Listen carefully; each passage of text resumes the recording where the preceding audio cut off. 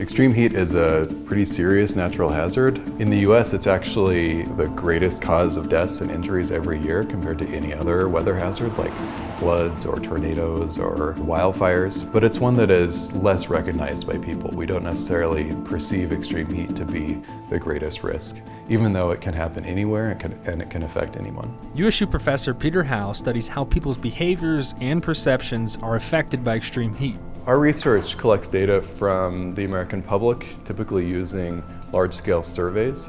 So we ask large representative samples of the American population what kinds of risks they perceive from extreme heat, what kinds of things they do to respond to extreme heat, and what kinds of barriers they have to responding.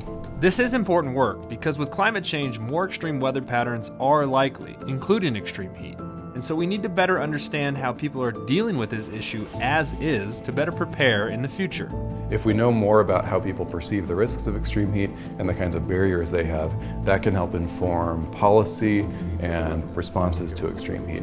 What Peter and his research team found through this work is that those who perceive a greater risk of extreme heat tend to be the ones who face greater impacts from it. We know that people who are in more urban areas, especially central urban areas, are more exposed to extreme heat due to the urban heat island effect.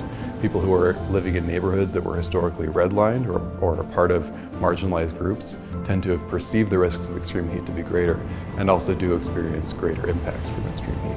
They also now want to understand policymakers' perceptions about extreme heat as well. We'd like to understand if those perceptions among decision makers align with perceptions of people who live in those communities and what kinds of things decision makers are doing currently to invest in protecting their communities from extreme heat and how those align with what their constituents want.